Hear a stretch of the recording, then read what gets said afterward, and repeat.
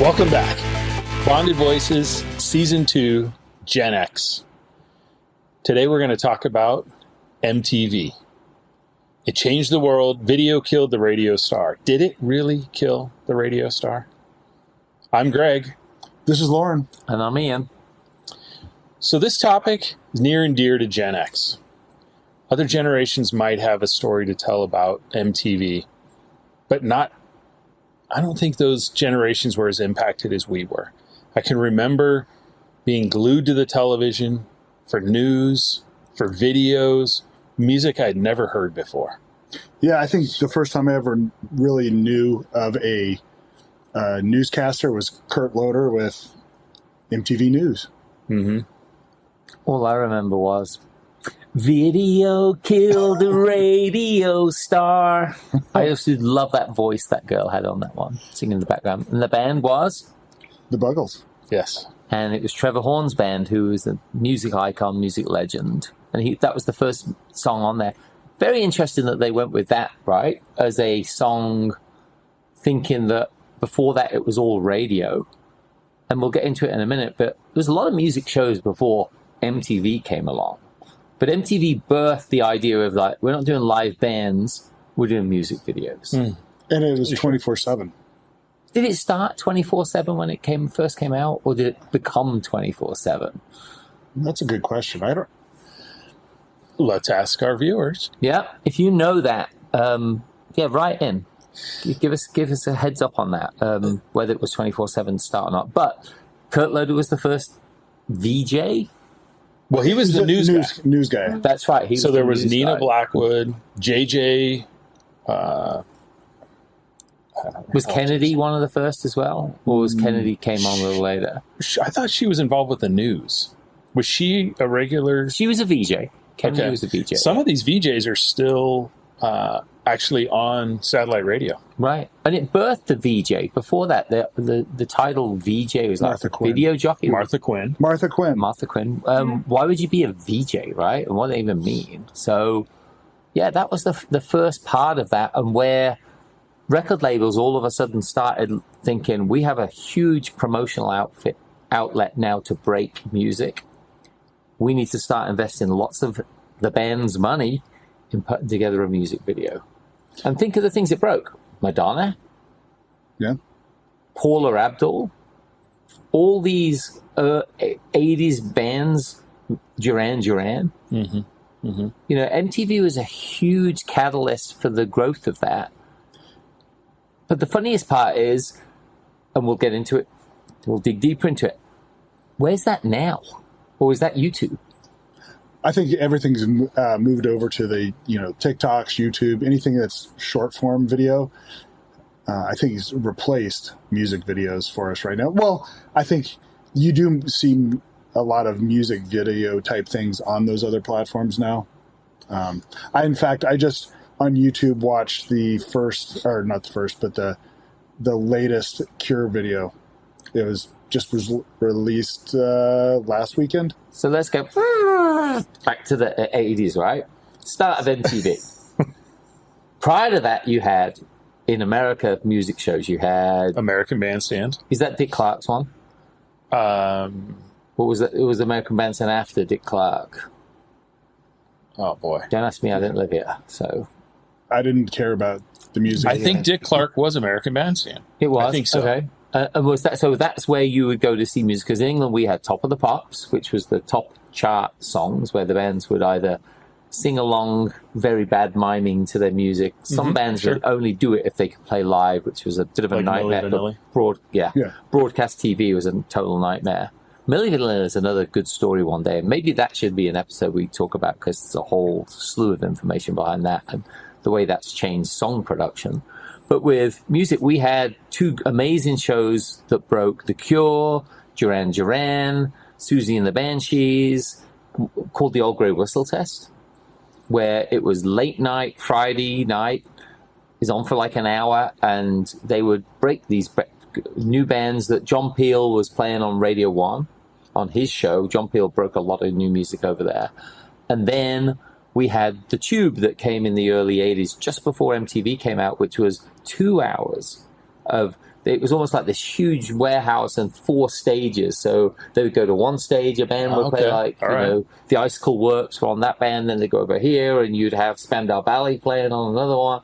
And they would, and Jules Holland, who was out of Squeeze, was the lead host on that, and Paulie Yates. Wow, talk about bringing back memories. And then MTV came along, but we didn't get it first. You guys got it first. Mm-hmm. Mm-hmm.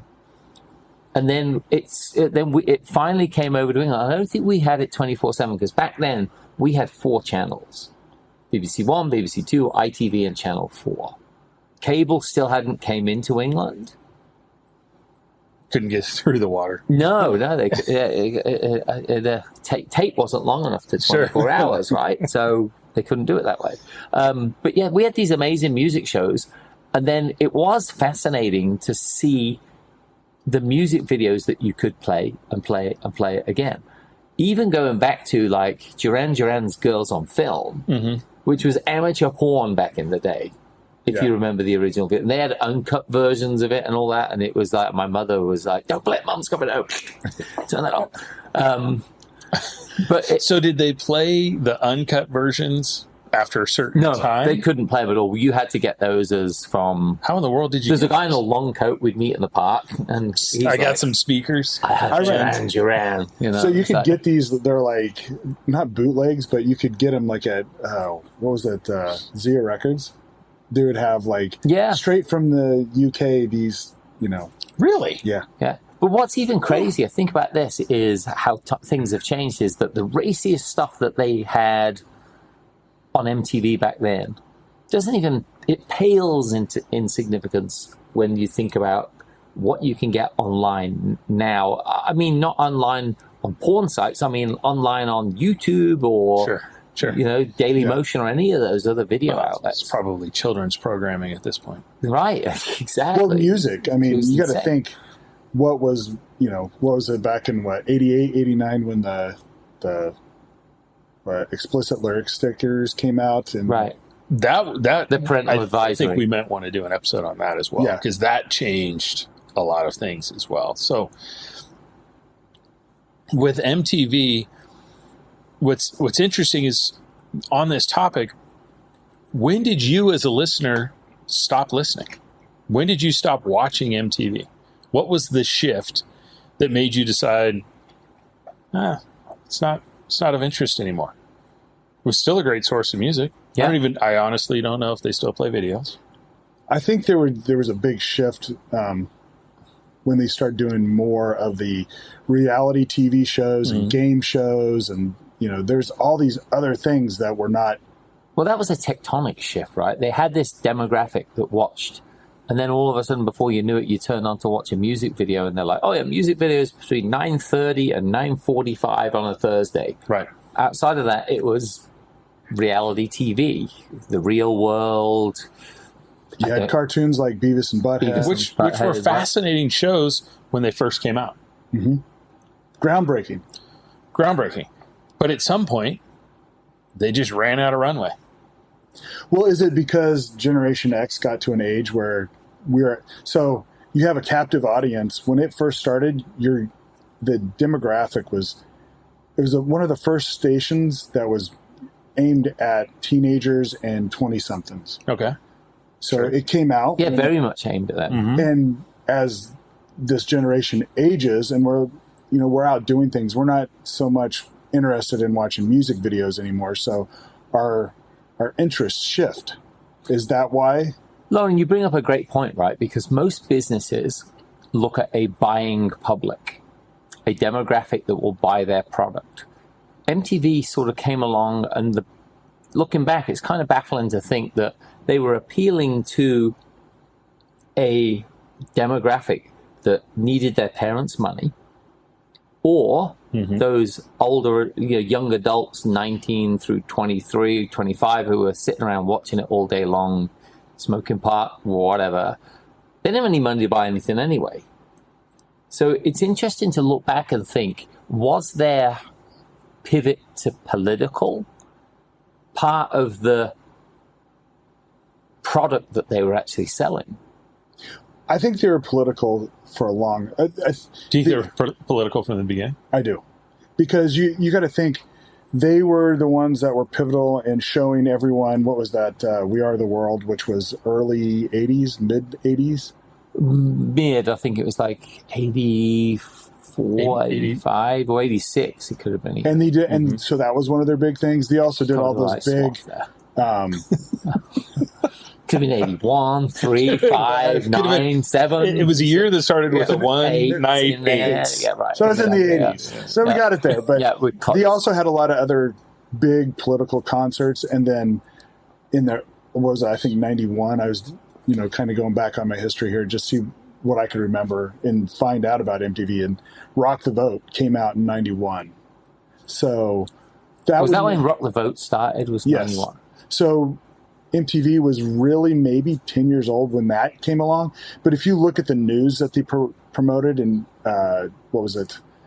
MTV News started in 87. Right. So that, what did they have? 6 years, 7 years before they started getting into the political world? And I would say they've had a longer history of being political than they haven't. It's funny. We did our Berlin Wall episode the other night. I actually think, and I hope this isn't true, that I remember seeing a lot of footage of the fall of the Berlin Wall on MTV News. Mm-hmm. I just hope that wasn't where I got, the Berlin Wall's finally going down. I think that's where it was where I got it. Because CNN wasn't around, was it? Right. Well, I was in Australia, so at that point, I don't know whether we had MTV. We probably didn't have MTV over there, but for some reason, I have this vague memory of that. I don't know why. It would make sense, though, because you said that the news started in 87. Yeah. So it would make sense that it's possible for quite a few people, the first news of that was watching MTV News. Yeah. And they went from just being music news to being politics and current affairs and other things, even though they didn't dig deep into it. It was very much fluff. But like they did, that's where they went with that. MTV as well, I think for most of us, there were videos that you think you remember, but other than Video Killed the Radio Star, I don't remember videos that lasted. I remember bands that lasted with me and music that lasted with me, but I don't remember the videos that lasted with me. Although Michael Jackson's Thriller was huge. Right, it was huge. Yeah. That's true. But that wasn't that VH1 as well as MTV when that came out?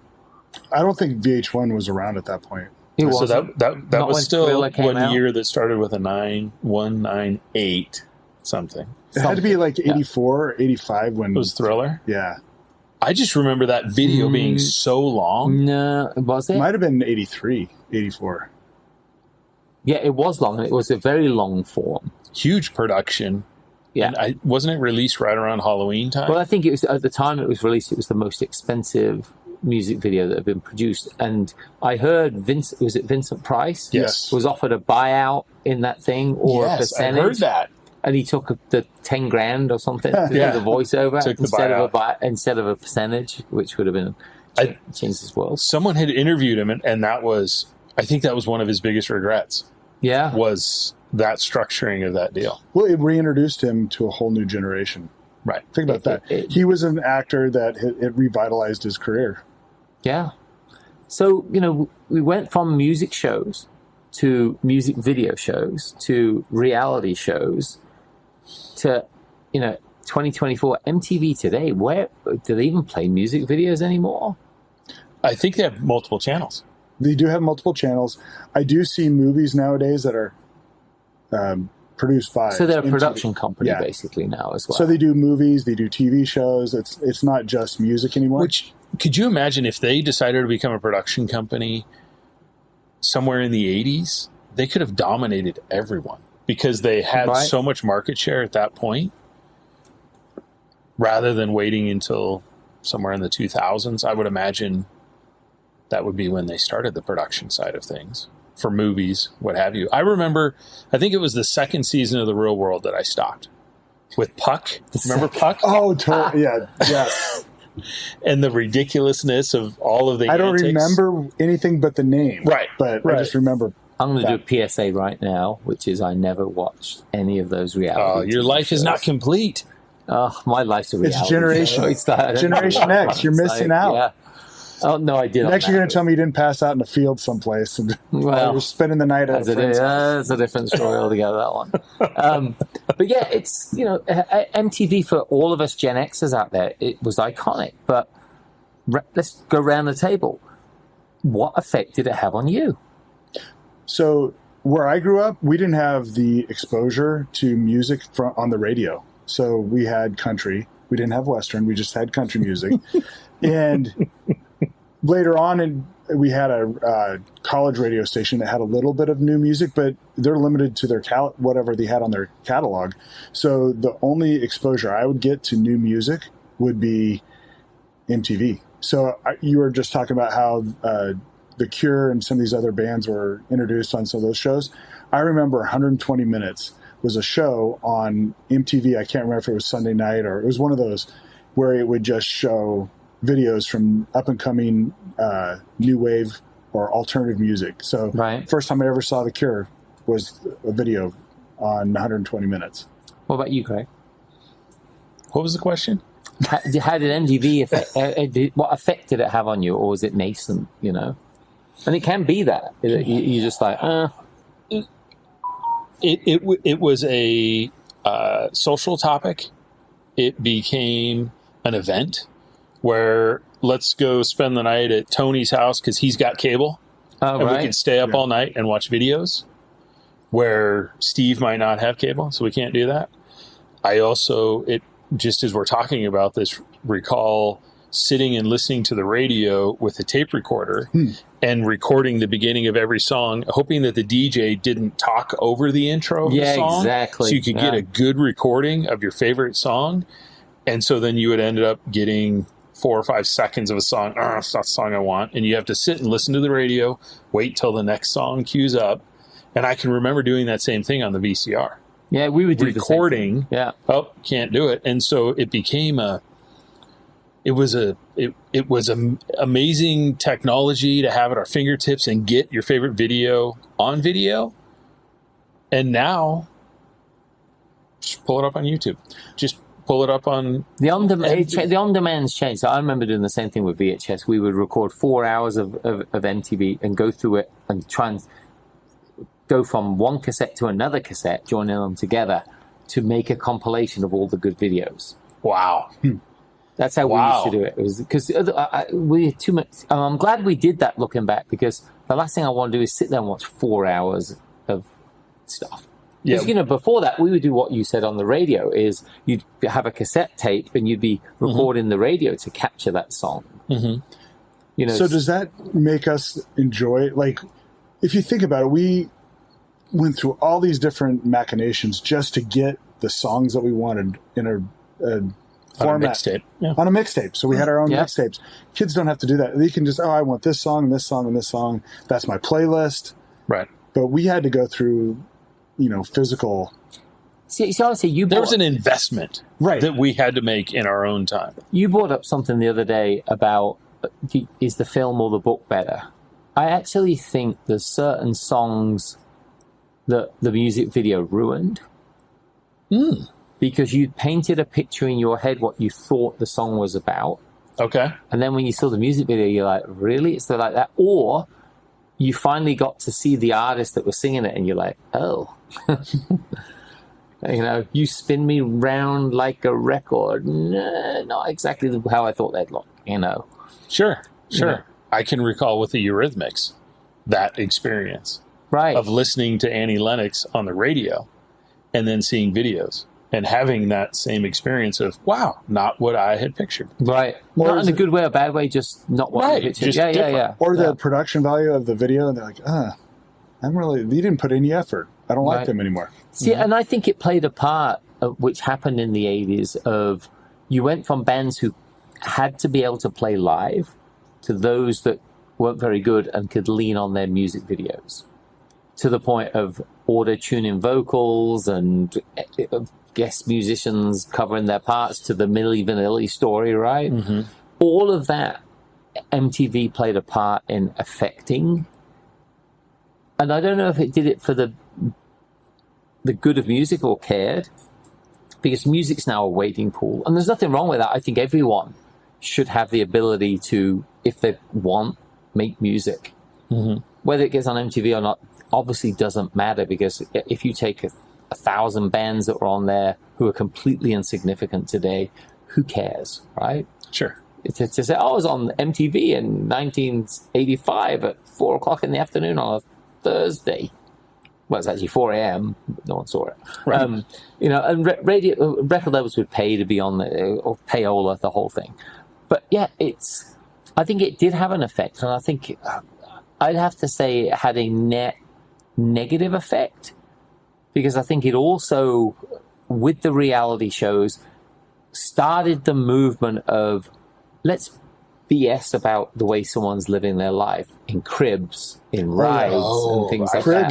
That was a big one. Because we had a band that we worked with, and they wanted the band on rides, and the band said, well, we only have one Escalade. They said, oh, don't worry, 90% of the bands on there, that we rent the cars for them anyway. I was like, 90%? 95%. Wow. So they didn't even, so the whole thing was BS, right? But where we are now with social media, I think started with those same people who were lying to people about the way life is. And it was there, like we were saying, it wasn't empirical truth. It was their subjective truth that that's what they want to be. Right. So therefore, we're going to put that up as their persona to help other people think they're doing well doing that, so other people will want to follow them. Well, the eternal need to be in the in crowd. Yeah, as well. Absolutely. Yeah. So it didn't play off on that well. So takeaways. So what let's ask you the question. What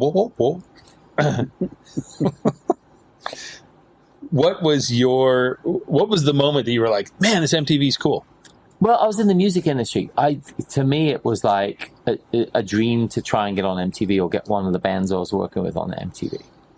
Anything like that was a dream come true sort of thing. So that was really good. But I generally would get people sending me from around the world different videos of obscure bands. I was more into obscure bands than into the ones that were on MTV. So, a little bit of a shift here. Did you listen to the Dr. Demento show? No, don't even know what it is. Okay. Yeah. Was he a radio guy? Yeah, he was a radio guy, played late night radio, and it was obscure bands, right, side Bs of obscure bands. Was he K-Rock or? I don't know. Stay tuned. We might have another podcast. That'd be a good episode. Yeah, exactly. The Dr. Demento show. Exactly. But yeah, no, takeaway. So for me, like, I look at MTV as being, like I said, it was that catalyst of, I think, a net negative when all's said and done. Because I think, especially the real world shows, the shows that made people think that they weren't living a good life, and they also perpetrated lifestyles that didn't bring people true joy in life. It just was momentary fun, but was damaging in a lot of ways. Like if you, and the ones that on the Jersey Shore and things like that, I look at that and go, really? If that's what the world is all about, check please.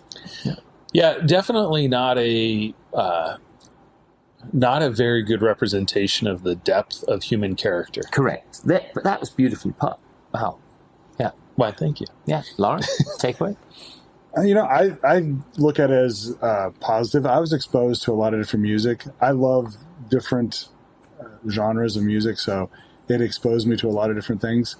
The first time I really paid attention to news was probably Kurt Loder.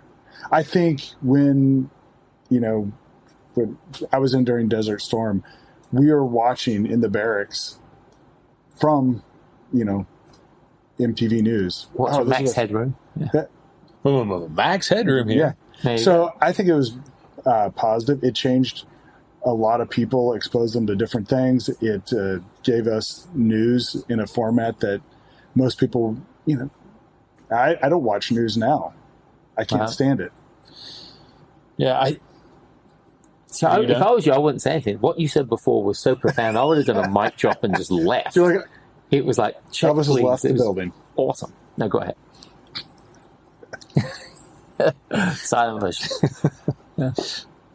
I think the beginning, in my opinion, it's Rocky 1 was a great movie. Rocky 2, Rocky 3, no. So for me, the early years of MTV were great because there was a social connection. There was a combined, you would go to school and people were like, oh my gosh, did you see the latest video from Duran Duran, from Flock of Seagulls, from all of these different bands? And so there were talking points and a sense of community. But early on, to your point, Ian, of it was a haves and have nots, who had cable, who didn't. Right. And that was just a factor of, that was their programming model. And that was cable just to get it to the masses. But it was, for me, I think it was a positive experience. And it probably, it lost my attention before it had a negative impact. Gotcha. So for our listeners, go to bondedvoices.com. Leave us your thoughts. Leave us your feedback. We'd love to hear from you about what MTV meant to you, what it didn't mean to you. What was your favorite video? Yeah, get involved. Favorite video. You know? Was it 24 hours a day? What was it? What was the early on? We had a question that we asked people to contribute. Favorite video. Okay. Yeah. Favorite video. And what was yours? Yeah. Favorite video? Yeah. See, that's the thing. As I said, the songs meant more to me than videos. And honestly, I've drawn a complete blank now of any sort of 80s music video. Well, it doesn't have to be 80s. It could be in the 90s. The left, I don't know. But that wasn't been played in the 80s. Yeah. So until next time, I'm Ian. I'm Greg. This is Loren. And we'll see you again on Bonded Voices, Season 2, Gen X Edition.